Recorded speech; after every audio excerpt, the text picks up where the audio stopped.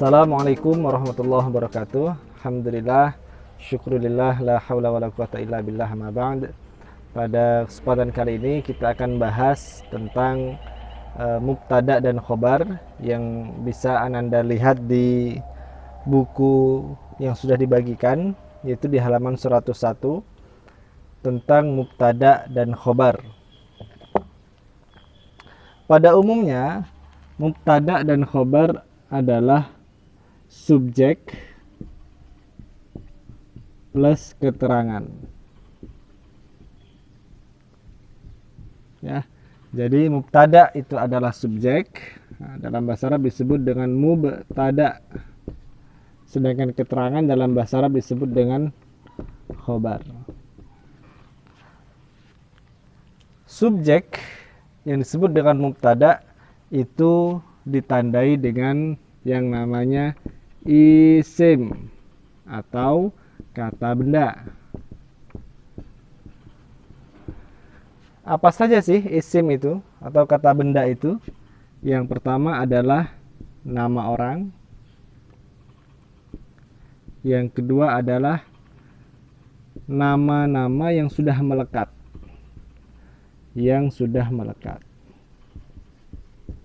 Contoh, meja, ini kita sebut dengan meja, ini adalah papan tulis, ya.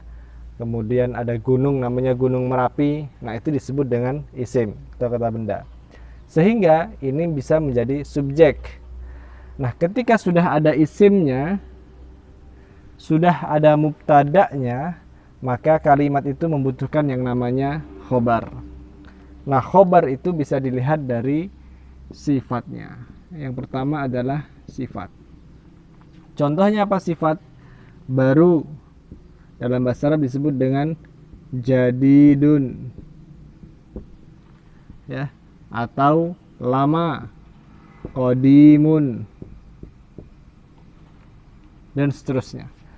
Yang menandakan sifat itu bisa menjadi keterangan. Yang kedua adalah fi, bi, atau li, yang ini disebut dengan huruf jar, ya, huruf jar. Contohnya seperti apa? Nah, fil baiti, fil baiti. Nah, ini khobar karena ada kata fi-nya yang disebut dengan huruf jar. Nah, fil baiti ini ketika dia menjadi keterangan maka dia butuh subjek. Keterangan itu untuk siapa? Untuk subjek. Siapa subjeknya? Kita ambil subjeknya nama orang. Contoh adalah Zaidun, fil baiti Zaidun. Fil baiti ustadzun.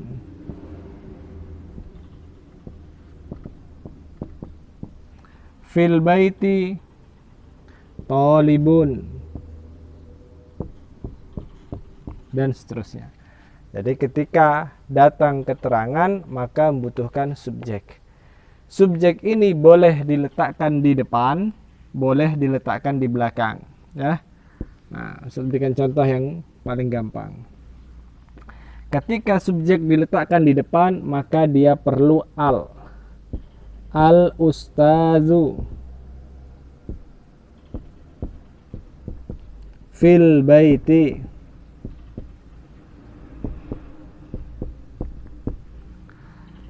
Ketika subjeknya di belakang, maka fil baiti, tulis dulu keterangannya.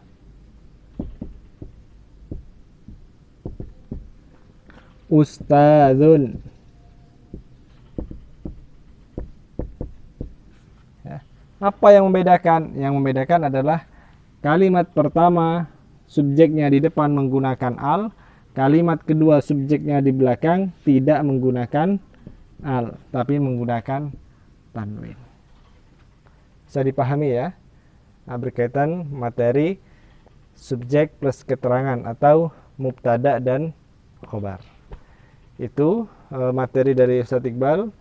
Tugasnya adalah membuat 10 kalimat yang terdiri dari mubtada plus khobar. Nah, jadi ini tugasnya.